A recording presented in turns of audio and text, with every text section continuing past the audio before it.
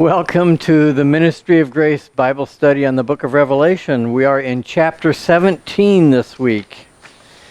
And if you haven't already picked it up, grab this one that says Revelation chapter 17 time frames. And you see an A, a B, and a C on there.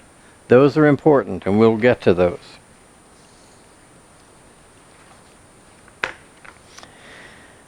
Now, first of all, let me say chapter 17 deals with Babylon. Chapter 18 deals with Babylon. Does that sound like I said that before? This chapter 17 deals with religious Babylon. Chapter 18 deals with the political and socioeconomic Babylon. They're two distinct different things, and we will get into a little bit of that distinction as we go. So, chapter 17, verse 1. Then one of the seven angels who had the seven bowls came and said to me, "Come, I will show you the judgment of the great prostitute who is seated on many waters, with whom the kings of the earth have committed sexual immorality, and with the wine of whose sexual immorality the dwellers on earth have become drunk." Okay, first of all, in the previous chapter, chapter 16, we saw the seven bowls of God's wrath being poured out. Okay, do you remember that? Verse 15, we saw the seven angels coming down from the temple, and then in verse 16, they were actually poured out. So they have just poured out the bowls, and now it says, one of the seven angels who had the seven bowls came and said to me. So this is one of those angels. We know when the time frame is now because he's just poured out the bowl, and now he comes to John and he says, "Come, I will show you the judgment of the great prostitute who is seated on many waters." Okay, the angel now is going to show John a vision of a great prostitute. Well, it's not really a prostitute. The symbol is a prostitute. And you remember, we've talked about this before. God considers his relationship with Israel and Jesus' relationship with the church as a marriage. And to God, Israel is his wife. To us, Jesus Christ is our husband-to-be. We are engaged to be married to Jesus. So, when the Jews worshipped idols, to God that was them being unfaithful. And that's why he referred to it as prostitution. They went after illicit spiritual sex, if you will. "I will show you the judgment of the great prostitute who is seated on many waters, with whom the kings of the earth have committed sexual immorality, and with the wine of whose sexual immorality the dwellers of the earth have become drunk." The expression, the dwellers of the earth, what does that mean? Those are the permanent earth dwellers. Yep, and it's the same exact expression. So this prostitute represents a false religion. All right? And we will see that more as we go through this. Verse 3. "And he carried me away in the Spirit." Who's he? The angel. "He carried me away in the Spirit into a wilderness, and I saw a woman sitting on a scarlet beast that was full of blasphemous names, and it had 7 heads and 10 horns." So he said he's going to show him the prostitute, and then he takes him into the spiritual realm, to a desert place. The Greek word is eremon, which means a deserted or wilderness with nothing to speak of there. And if you think about it, the relationship between God and man started out with a chaste bride in a garden, a pure bride in a garden. And by the time we get to this point, after the tribulation, he's talking about a prostitute in the wilderness. That's what man does to his relationship with God when left alone.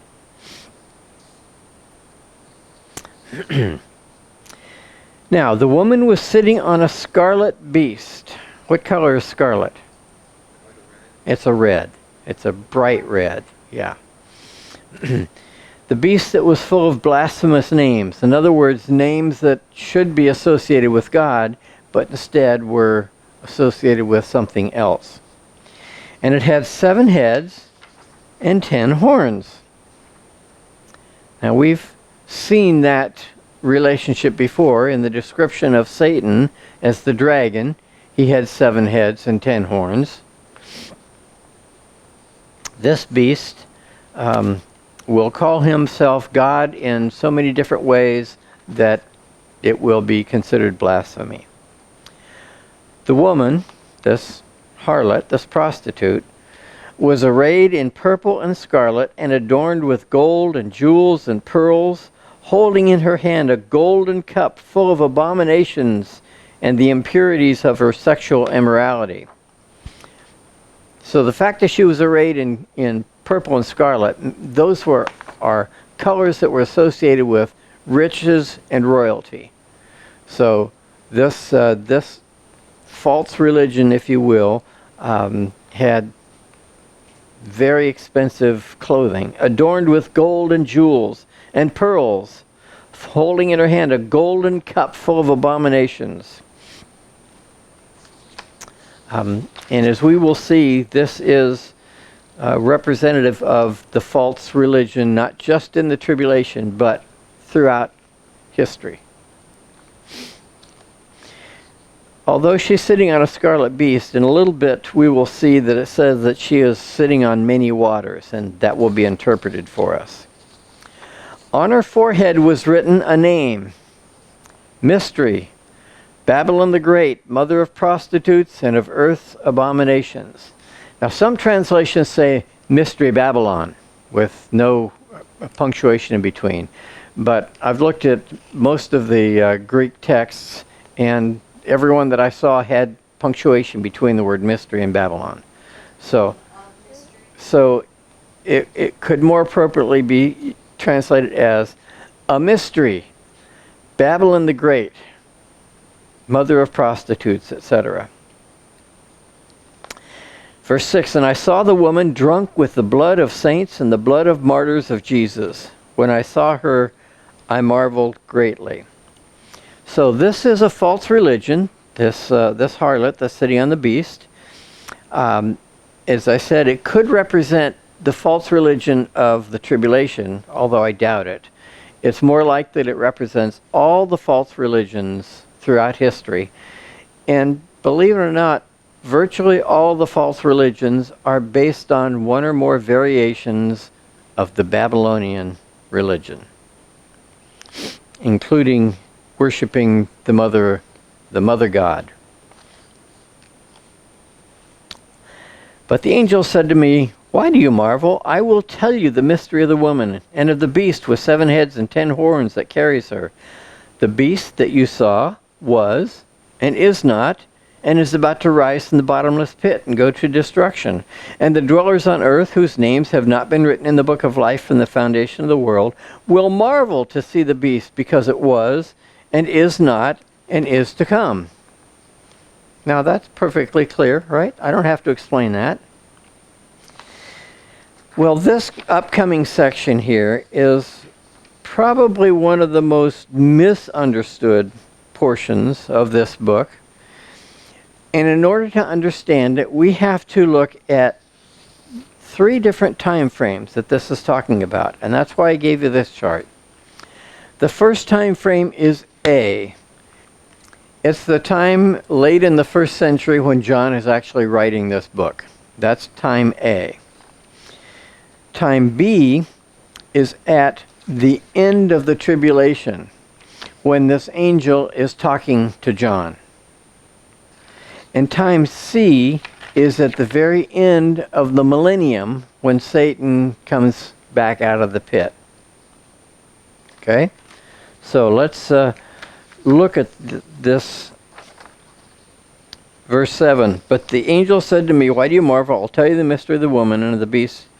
The beast that you saw was and is not, and is about to rise from the bottomless pit. Okay?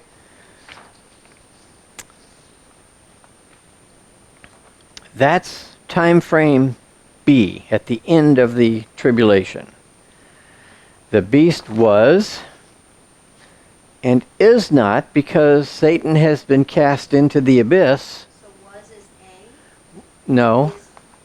A is the time at which John was writing the book, the 1st century. B is the end of the tribulation after the bowls have been poured out. So when he said the beast that was Satan, or the beast, and it actually is Satan, he was, but he is not, because he's been cast into the abyss.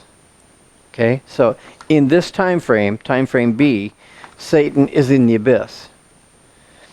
He was and is not, and is about to arise from the bottomless pit and go to destruction.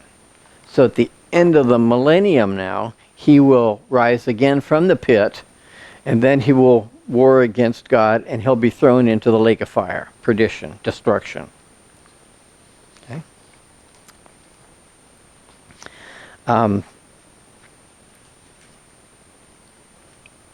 In Revelation 19:20, we will read, "The beast was captured, and with it the false prophet who was in its presence, who had done the signs by which they deceived those who had received the mark of the beast, and those who worshipped its image. These two were thrown alive into the lake of fire that burns with sulfur." Beast and the false prophet, at the end of Armageddon, are thrown into the lake of fire. So this can't be referring to them. Okay? Because this one's going to come out of the pit. Revelation 20, verses 1 to 3 said, "Then I saw an angel coming down from heaven, holding in his hand the key to the bottomless pit and a great chain. And he seized the dragon, that ancient serpent, who is the devil and Satan, and bound him for 1,000 years, and threw him into the pit," that's the word abuso, abyss, "and shut it and sealed it over him, so that he might not deceive the nations any longer, until the 1,000 years were ended. After that, he must be released for a little while." And then finally, Revelation 20, verses 7 to 10, "When the 1,000 years are ended, Satan will be released from his prison and will come out to deceive the nations that are in the four corners of the earth, etc., etc. He'll make war with God. He'll be destroyed and cast into the lake of fire." Okay, so that gets us through verse 7 and part of verse 8. The rest of verse 8 says, "And the dwellers on the earth, whose names have not been written in the book of life from the foundation of the world, will marvel to see the beast, because it was and is not and is to come." That is now time frame C. It says they will marvel to see the beast. Okay? This calls for a mind of wisdom. The 7 heads, these are the 7 heads on the beast that the woman is sitting on, are 7 mountains on which the woman is seated. They are also 7 kings, 5 of whom have fallen. One is, the other is not yet come. When he does come, he must remain only a little while. Okay, this goes back to time frame A, which is the time of John's writing. Now, first of all, some people believe that the 7 mountains are a reference to Rome itself. The city of Rome was built on 7 hills. They're referred to as 7 mountains of Rome, but they're actually just hills. It could be that that's what it's referring to, but not necessarily, because it also says that they are also 7 kings. And it says, 5 of whom have fallen, one is and the other has not yet come. So I believe this is speaking about the world empires of the past. You had Egypt, and then Assyria, and then Babylon, and then Medo-Persia, and then Greece. At the time John is writing this, those 5 are all gone. They're history. The 6th world power is Rome, and that's the one that is. And the seventh one is the future Rome of the Antichrist. That's the one that is to come. So there are also 7 kings, 5 of whom have fallen. One is Rome. The other has not yet come, the ruling kingdom of the Antichrist. And when he does come, he must remain only a little while. Okay? Maximum of 7 years.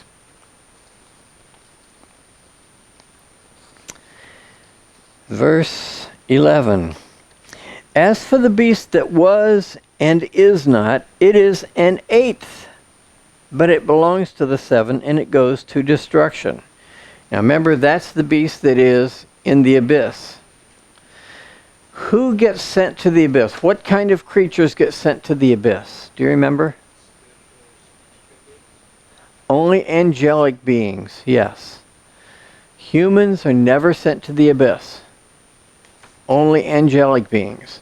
So this one, the beast that was and is not, we said is in the abyss right now. It is an 8th, but it belongs to the 7, and it goes to destruction. It is Satan, who will come out of the abyss at the end of the millennium, and then will be cast into the lake of fire.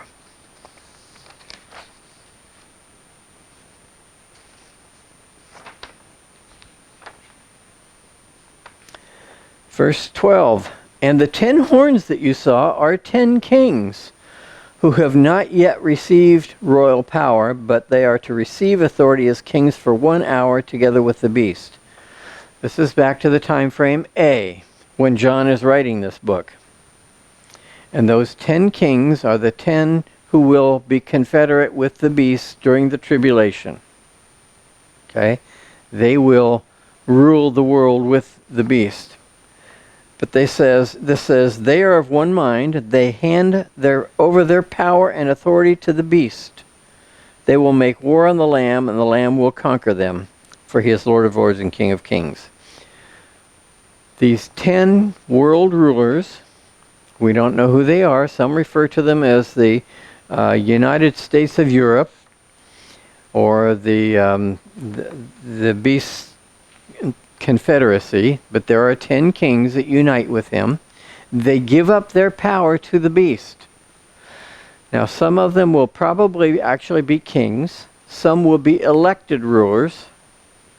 And in Daniel, when it talks about the great statue that has the golden head and the silver body and the bronze legs, and the feet were partly iron and partly clay, the toes were. Remember that?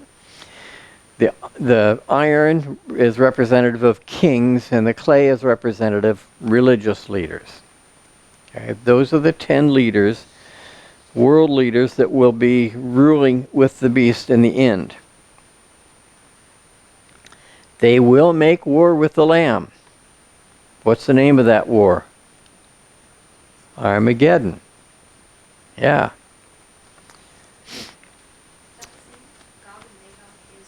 No, I'm sorry. Did you say Gog and Magog? That's a different war. That will happen before Armageddon. In fact, I think Gog and Magog will happen before the tribulation. Right? And in fact, the Gog and Magog war is a war in which the Muslim countries unite together to destroy Israel. Right?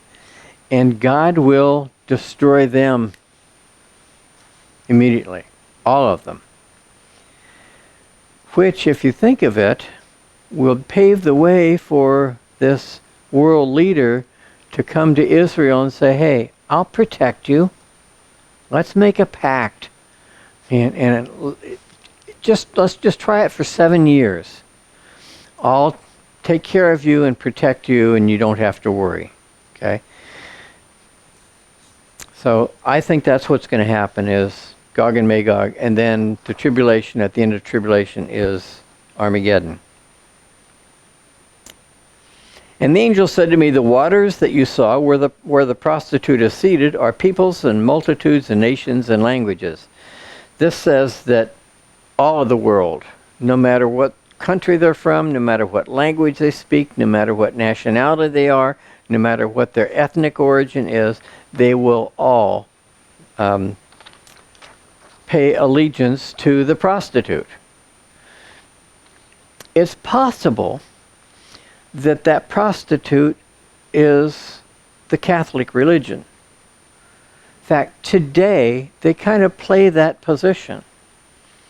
There are people from all over the world, except possibly the Far East, that place themselves under the rule of the Pope, and they do whatever the Pope tells them to do, and they persecute Christians. So it's possible that this world religion will be the Catholic Church. And the 10 horns that you saw, they and the beast will hate the prostitute. They will make her desolate and naked and devour her flesh and burn her up with fire. For God has put it in their hearts to carry out this purpose by being of one mind and handing over their royal power to the beast until the words of God are fulfilled. So here's what's going to happen. During the first half of the tribulation, this world religion is going to be in power. And you notice the woman was sitting on the beast. She has a dominant position over the beast. So she has some control over the beast. Well, partway through the tribulation, probably close to the middle, these 10 kings and the beast are going to revolt against the religion and are going to overthrow it, are going to destroy it, are going to burn it to the ground. Okay? And then what happens in the mid of the trib? Who? No, he doesn't die. He does get a wound as unto death, and we've talked about that before, but he does not get killed. But in the middle of the tribulation, the Antichrist places himself in the temple in Jerusalem, proclaiming himself to be God. And then the false prophet will have a statue created, a living statue that will be able to breathe and talk, and it will be a living statue of the beast. And the false prophet will cause all the people in the world to worship this beast in the temple.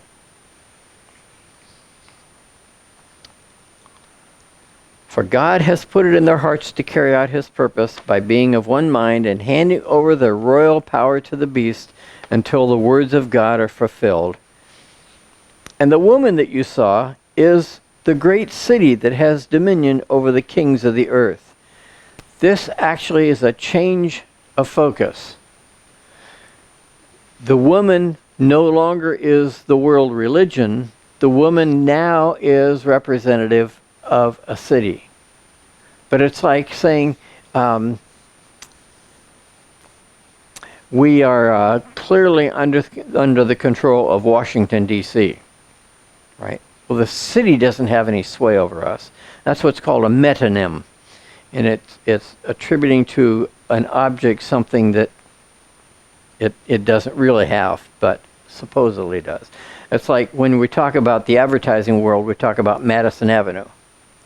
When we talk about the financial world, we talk about Wall Street. Okay? It's the same way.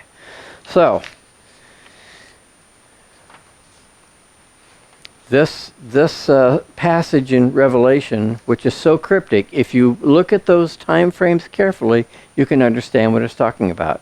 And this world religion will become more and more powerful through the first half of the tribulation. It will then be destroyed by the beast and his 10 confederate kings, and then the beast will set himself up in the temple as God, proclaiming himself to be God. And then all the fun begins. Yeah. And we'll get to watch it all from up there. Okay, well, next week we'll go on to chapter 18. We'll talk about the political and socioeconomic Babylon.